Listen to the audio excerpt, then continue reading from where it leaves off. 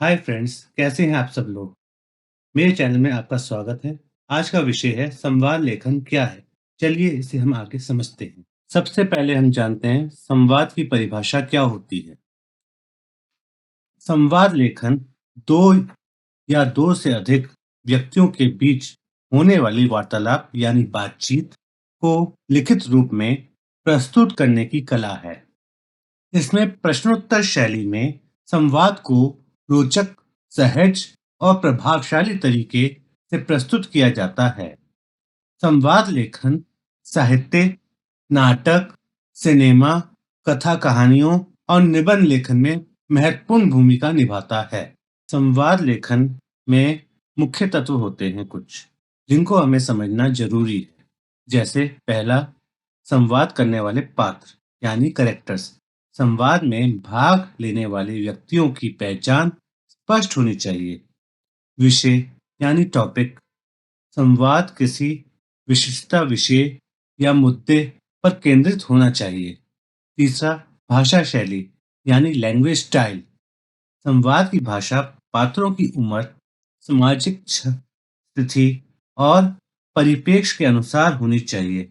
ये औपचारिक और अनौपचारिक यानी शिक्षक छात्रा की वार्तालाप है तो औपचारिक, और मित्र और के बीच वार्तालाप है तो अनौपचारिक हो सकती है।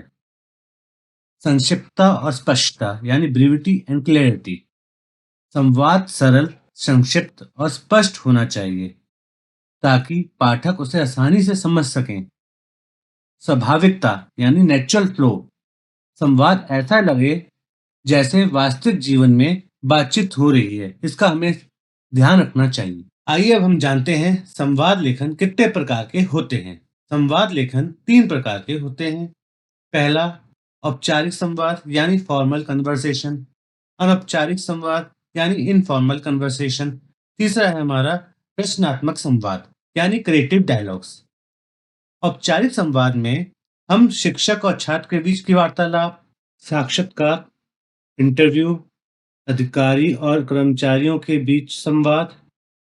अनौपचारिक संवाद में दो मित्रों के बीच संवाद हो, परिवार के सदस्यों के बीच वार्तालाप हो या यात्रा के दौरान सहयात्रियों के बीच संवाद हो।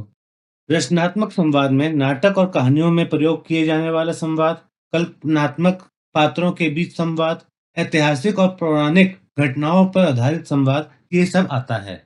आइए अब जानते हैं संवाद लेखन के नियम। पात्रों के नाम स्पष्ट रूप से लिखे होने चाहिए। जैसे मोहित, नमस्ते दोस्तों, तुम कैसे हो? रवि, मैं ठीक हूँ, तुम सुनाओ। संवाद स्वाभाविक और संदर्भ से संबंधित हो। भाषा सरल और विषय के अनुसार हो।